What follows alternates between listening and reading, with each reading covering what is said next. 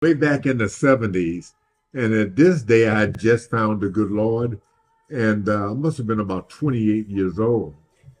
But I was able, as I going into the ministry and everything, I shaved my mustache. I had no pride in that.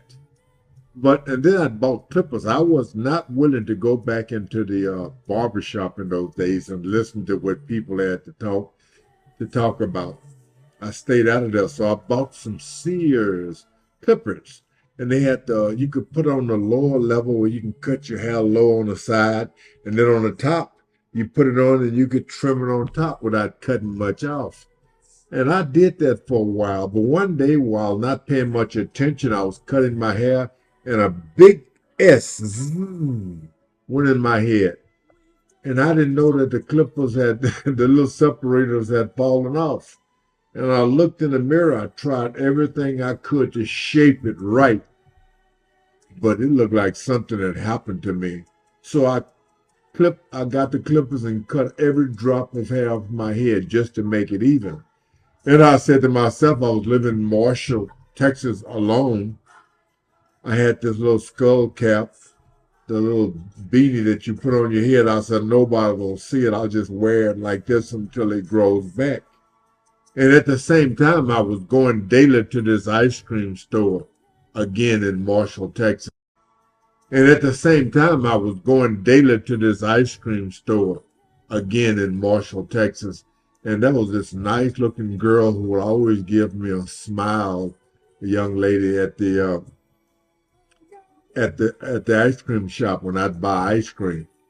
But one day I'd gotten there, and one of the girls who helped her just bust out laughing. Boy, she burst out laughing. I kind of laughed again. Then I looked at the other girl that I kind of had my eye on. She just started sniggling. I said, what is wrong with them? And I looked up. I had forgot to put my skull cap on. There I was sitting there with a bald head. I never went back to that ice cream shop. I never did.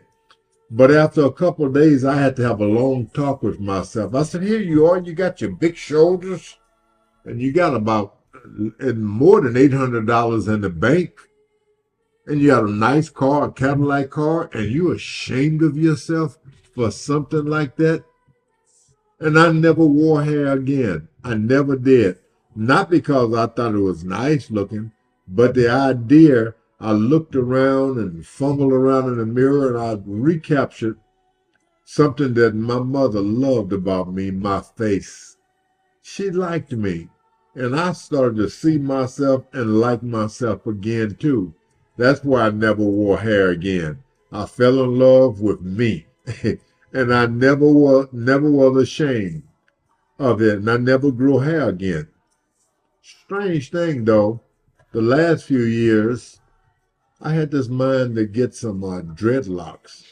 And I thought maybe I'll buy a wig because the little birds start stealing more of my hair. And just a message to everyone, like yourself. Something goes wrong with you, always like yourself. If you like yourself, others will look at you and say, I like her as much too. I still like him. Thank you. This is George Foreman.